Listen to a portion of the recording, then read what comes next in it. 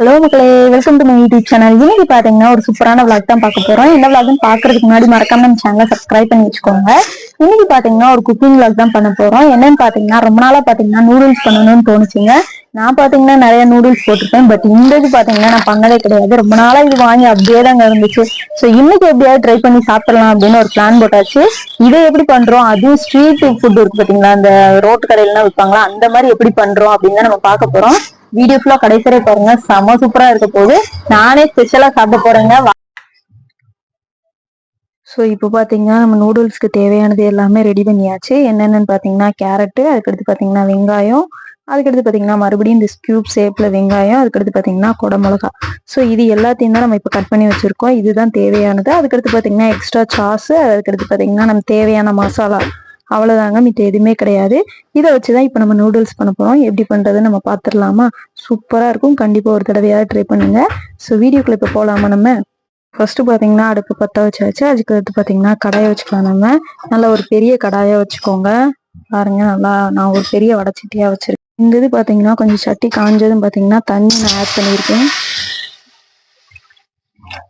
தண்ணி இந்த அளவுக்கு ஊத்திக்கோங்க. ஊத்திட்டு இதுல பாத்தீங்கன்னா கொஞ்சோண்டு நம்ம எண்ணெய் ஆட் பண்ணணும். எண்ணெய் ஆட் பண்ணிட்டா நமக்கு வந்து உதிரி உதிரியா வரும். அதனாலதான் நான் ஒரு ஸ்பூன் கிட்ட எண்ணெய் ஆட் பண்ணிட்டேன்.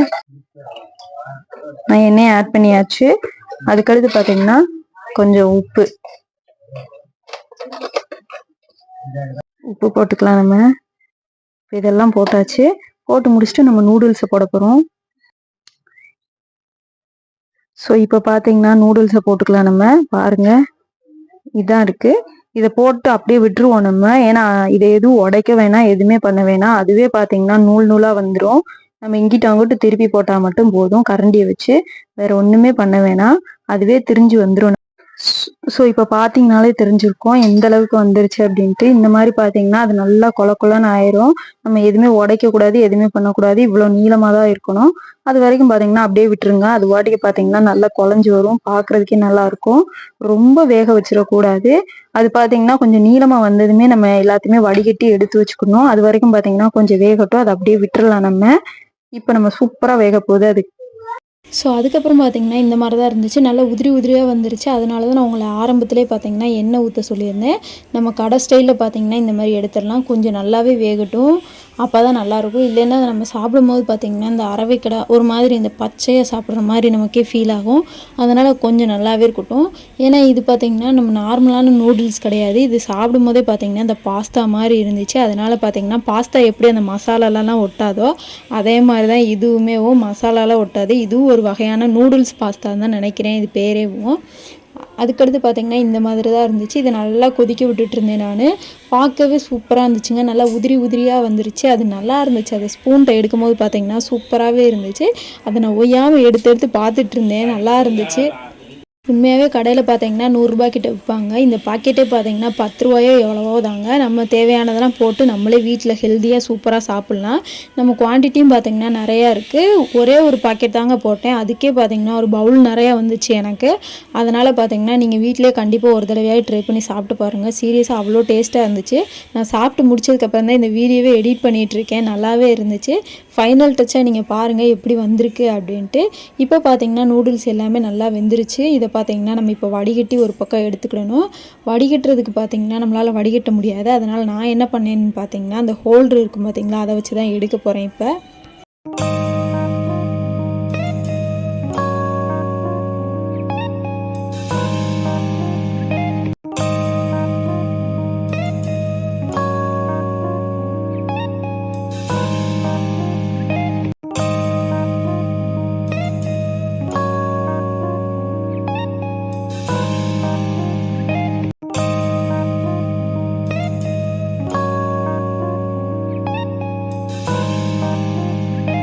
இப்போ இதிலேயே பார்த்துருப்பீங்க நீங்கள் எப்படி இருந்துச்சு அப்படின்ட்டு. நல்லா வெந்துருச்சு. எனக்கு பார்த்தாலே தெரியுதா, நல்லா பாருங்கள் எவ்வளோ சாஃப்டாக ஆயிடுச்சுன்னு. இந்த ஸ்டேஜில் பார்த்தீங்கன்னா ஒரு ஹோல்டர் மாதிரி எடுத்துக்கோங்க. நான் பார்த்தீங்கன்னா இந்த அப்பளம் பொரிப்பாங்க பார்த்தீங்களா, அந்த இதை எடுத்துருந்தேன் நான். சடனாக தோணுச்சு. அதனால் பார்த்தீங்கன்னா இந்த இதை எடுத்துகிட்டு அதில் பார்த்தீங்கன்னா அப்படியே நம்ம இப்படி எடுத்தாலே தண்ணி பார்த்தீங்கன்னா ஃபுல்லாக வடிஞ்சிரும். நம்ம வடிகட்டினா கூட அவ்வளோ வடியுமான்னு தெரில. அதனால் இப்படி எடுத்து நான் பார்த்தீங்கன்னா தனியாக ஒரு பவுலில் வச்சுட்டே இருந்தேன். இதே மாதிரி பார்த்தீங்கன்னா எல்லாத்தையுமே அப்படியே எடுத்துக்கிட்டே இருந்தேன். கொஞ்சம் பொறுமையாக தான் இருக்கணும். ஏன்னா அது அதுனா சீக்கிரமாக முடிஞ்சிடும். பட் எனக்கு பார்த்திங்கன்னா வடிகட்டுறதுக்கு அந்த ஒரு எசவான பாத்திரம் கிடையாது. நம்ம நார்மலாக நூடுல்ஸ் கூட வடிகட்டிடலாம். இதை பார்த்திங்கன்னா நான் வடச்சட்டியில் வேறு வச்சுருக்கேன்னா அதை எப்படி வடிகட்டுன்னு எனக்கு தெரியல. அதனால தான் நான் இந்த மாதிரி ஸ்பூன்கிட்ட எடுத்துகிட்ருக்கேன். அந்த கரண்டியை வச்சு எடுத்து தனித்தனியாக பார்த்திங்கன்னா பவுலில் போட்டுட்ருக்கேன். வடிகட்டுறதுக்கு உண்மையாகவே அந்த பவுல் இருந்துச்சுன்னா, அந்த பாத்திரம் மாதிரி இருக்கும் பார்த்திங்களா, ஓட்டையாக அது இருந்துச்சுன்னா நல்லா வடிகட்டி இருந்திருக்கலாம். ஸோ அவ்வளோதான், எல்லாத்தையும் எடுத்து வச்சாச்சு. அதுக்கடுத்து பார்த்திங்கன்னா மறுபடியும் அடுப்பை பற்ற வச்சு கடாயை வச்சுக்கலாம். நம்ம கடாயை வச்சுட்டு தேவையான அளவு எண்ணெயை ஊற்றிக்கோங்க. எண்ணெய் ஊற்றி முடித்தது எண்ணெய் பார்த்திங்கன்னா கொஞ்சம் நேரம் நல்லாவே சூடாகட்டும். இந்த ஸ்டேஜில் பார்த்திங்கன்னா நம்ம கட் பண்ணி வச்சுருந்தோம் பார்த்திங்களா வெங்காயம், நல்லா பொடுசாக கட் பண்ணியிருந்தோம்ல, அந்த வெங்காயத்தை ஃபுல்லாக இதில் நம்ம போட்டுக்கலாம். போட்டு பார்த்திங்கன்னா அது கொஞ்சம் நேரம் நல்லா கோல்டன் கலரில் வர்ற அளவு அது பார்த்திங்கன்னா ஒரு பக்கம் நமக்கு நல்லா வேகட்டும். அதை எல்லாத்தையும் நல்லா போட்டதுக்கப்புறம் ஒரு 2-3 கிளறி விட்டுருங்க. நல்லா லோ ஃப்ளேம்லேயே வச்சு பண்ணுங்கள். ஏன்னா நம்ம இந்த பக்கம் பார்த்திங்கன்னா முட்டை வேறு நம்ம ரெடி பண்ணணும். அதனால் பார்த்திங்கன்னா கொஞ்சம் லோ ஃப்ளேம்லேயே இருக்கட்டும். அது வரைக்கும் பார்த்திங்கன்னா நல்லா இப்படியே கிளறி விட்டு அதுக்கடுத்து பார்த்திங்கன்னா நம்ம இன்னொன்றுக்கு ரெடி ஆயிடலாம். ஒரு சின்ன பாத்திரம் ஒன்று எடுத்துக்கோங்க. அதில் பார்த்திங்கன்னா நான் 2 முட்டைக்கிட்ட உடச்சி ஊற்றிருக்கேன். இந்த மாதிரி நீங்கள் ட்ரை பண்ணி பாருங்கள். ஏன்னா நம்ம முட்டையை அப்படியே போட்டோம்னா நமக்கு அவ்வளோவா உதிரியாக வராது. பட் இந்த மாதிரி நீங்கள் போடும்போது பார்த்திங்கன்னா நிறையா இது கிடைக்கிற மாதிரி இருந்துச்சு. அதனால தான் நான் இந்த மாதிரி ட்ரை பண்ணுறேன். 2 முட்டையும் பார்த்திங்கன்னா அந்த குட்டி கிண்ணத்தில் நான் ஊற்றிட்டேன். ஊற்றி முடித்ததும் பார்த்திங்கன்னா இந்த இதில் கொஞ்சோண்டு பெப்பர் பொடி போட்டுக்கோங்க. உங்களுக்கு எந்த அளவுக்கு காரம் வேணுமோ அந்த அளவுக்கு பார்த்திங்கன்னா பெப்பர் பொடி, அதுக்கடுத்து பார்த்திங்கன்னா உப்பு கொஞ்சோண்டு போட்டுக்கோங்க. போட்டு இது எல்லாத்தையும் நம்ம நல்லா கிளறி விடணும். கலந்து பார்த்திங்கன்னா நம்ம ஆம்லேட் போடுவோம் பார்த்திங்களா, அந்த ஸ்டேஜுக்கு பார்த்திங்கன்னா நல்லா கிளந்து விட்டுக்கிட்டே இருக்கணும். நான் பார்த்திங்கன்னா அந்த ஸ்பூனை வச்சு நல்லா கிளறி விட்டுட்டே இருந்தேன். நல்லாவே பார்த்திங்கன்னா அந்த பெப்பர் பொடி உப்பு எல்லாமே நல்லா கரையணும். இல்லைன்னா பார்த்திங்கன்னா கீழே அடியில் தங்கிக்கிட்டே இருக்கும். அதனால் எல்லாமே நல்லா கலக்கிற அளவு நல்லா கலந்து விட்டுட்டே இருங்க. ஒரு 2 நிமிஷத்துக்கிட்ட நல்லா கலந்து விட்டதுக்கப்புறம் நம்ம வடச்சட்டியில் ஊற்ற ஸ்டார்ட் பண்ணிடலாம். இப்போ பார்த்திங்கன்னா நல்லாவே எனக்கு கலந்துச்சு பாருங்கள். நல்லா அந்த பெப்பர் பொடி அதுக்கடுத்து பார்த்திங்கன்னா உப்பு எல்லாமே நல்லா கரைஞ்சிருச்சு. இந்த ஸ்டேஜில் பார்த்திங்கன்னா நம்ம ஆல்ரெடி வெங்காயம் வச்சுருந்தோம் பார்த்திங்களா, எனக்கு வெங்காயம் பார்த்திங்கன்னா சைட்லேயே நல்லா வெந்துருச்சு, சூப்பராகவே வெந்துருச்சு. இந்த இதில் பார்த்திங்கன்னா அப்படியே நம்ம வச்சுருந்த முட்டையை பார்த்திங்கன்னா ஊற்றிக்கலாம். நமக்கு ஊற்றுனதும் பார்த்திங்கன்னா அப்படியே பக்கத்துலேயே நல்ல லேயராக அது மாதிரி ஒரு மாதிரி பொசுன்னு வந்த மாதிரி இருக்கும். அதை நம்ம கிளறும் போது பார்த்திங்கன்னா சிம்பிளாக இருந்துச்சுங்க. ஏன்னா அதுனா பார்த்திங்கன்னா போட்டு கிண்டிக்கிட்டே இருக்கணும். இதுனா கொஞ்சம் சிம்பிளாகவே இருந்துச்சு பாருங்கள். அதுவே சூப்பராக வந்துருச்சு. அதனால தான் இந்த மாதிரி ட்ரிக்கை ஒரு தடவையாவது யூஸ் பண்ணி பாருங்கள். ஏன்னா நானே பார்த்திங்கன்னா எப்படி பண்ணுவேன்னு உங்களுக்கே தெரியும். இதுதான் ஃபஸ்ட் டைம் நானே ட்ரை பண்ணி பார்த்தேன். சீரியஸாக நல்லா ஒர்க் ஆச்சு. அதனால தான் உங்ககிட்ட ஷேர் பண்ணிகிட்ருக்கேன். இப்போ பார்த்திங்கன்னா நல்லா உதிரியாக வந்துருச்சு. சில பேர் பார்த்திங்கன்னா வெங்காயம் போட மாட்டாங்க. பட் எனக்கு பார்த்திங்கன்னா வெங்காயம் ரொம்ப பிடிக்கும். அதனால் பார்த்திங்கன்னா நான் எக்ஸ்ட்ரா பார்த்திங்கன்னா வெங்காயம் ஆட் பண்ணியிருக்கேன். அப்படி வெங்காயம் வேணான்னு நினச்சிங்கன்னா ஸ்கிப் பண்ணிடலாம். நம்ம அந்த இது பண்ணும்போது மட்டும் நீங்கள் வெங்காயம் போட்டுக்கலாம். நீங்கள் எக்குக்கு வெங்காயம் போடணும் அப்படின்னு அவசியம் கிடையாது. எனக்கு பிடிக்கும் அப்படிங்கிறதுனால நான் பார்த்திங்கன்னா ஆட் பண்ணியிருக்கேன். இப்போ முட்டையை பார்த்திங்கன்னா நல்லா குத்தி விடுங்க. நல்லா உதிரியாக வந்துருச்சு எனக்கு. இந்த ஸ்டேஜில் பார்த்திங்கன்னா நல்லா குத்தி விட்டுட்டே இருந்திங்கன்னா உங்களுக்கு இன்னும் நிறையா கிடைக்கும். அவ்வளோதான். அதை தனியாக ஒரு கிண்ணத்தில் எடுத்து வச்சுருங்க. அதுக்கடுத்து பார்த்திங்கன்னா மறுபடியும் அதே கடையை வச்சுக்கலாம் நம்ம. அதுக்கடுத்து பார்த்திங்கன்னா எண்ணெய் ஊற்றிக்கோங்க. நான் ஒரு 2 ஸ்பூன் கிட்டே எண்ணெய் ஊற்றிருக்கேன். நீங்கள் உங்களுக்கு தேவையான அளவு எவ்வளோ ஊற்றணுமோ ஊற்றிக்கோங்க. அது ஊற்றி முடித்தது நான் பார்த்திங்கன்னா அந்த வெங்காயம் ஸ்கியூப் ஷேப்பில் அந்த ஒரு மாதிரி முக்கோணம் ஷேப்பில் கட் பண்ணி வச்சுருந்தேன் பார்த்திங்களா, அந்த இதை பார்த்திங்கன்னா அப்படியே இது உள்ளே போட்டுக்கலாம். வெங்காயம் பார்த்திங்கன்னா கொஞ்சம் நேரம் நல்லா வதங்கணும். அது வரைக்கும் பார்த்திங்கன்னா கொஞ்சம் கிளறி விட்டுட்டே இருங்க. கொஞ்சம் நல்லா வெங்காயம் பார்த்திங்கன்னா வதங்கட்டும். வதங்கி முடித்ததும் பார்த்திங்கன்னா நம்ம குடமிளகாயும் கேரட்டையும் ஒன்றா போட்டுடலாம். இப்போ இது கொஞ்சம் நேரம் நல்லா வேகட்டும். ஏன்னா வெங்காயம் பார்த்திங்கன்னா கொஞ்சம் நல்லா அந்த பச்சை வாசனை போச்சுன்னா அந்ததையும் போட்டோம்னா அது கொஞ்சம் அரவைக்கடை வேகும் போது கரெக்டாக இருக்கும் நமக்கு. அதுக்கடுத்து பார்த்திங்கன்னா வெங்காயமும் இந்த ஸ்டேஜுக்கு வெந்தாச்சு. இப்போ பார்த்திங்கன்னா நம்ம இந்த கேரட்டு அதுக்கடுத்து பார்த்திங்கன்னா குடமிளகா இது ரெண்டுத்தையும் பார்த்திங்கன்னா நேராக கட் பண்ணி வச்சுருக்கோம். இந்ததையும் பார்த்திங்கன்னா இது கூடயே போட்டாச்சு. போட்டு நல்லா இதையும் மிக்ஸ் பண்ணி விட்டுக்கோங்க. கொஞ்சம் அரவைக்கடை வெந்தாலே போதுமானது தான். ஏன்னா இது ஹெல்த்தியானது தான். அதனால் நமக்கு எந்த ஒரு இதுவும் கிடையாது. அதை ஃபுல்லாக அப்படியே நல்லா கலந்து விட்டுக்கிட்டே இருங்க.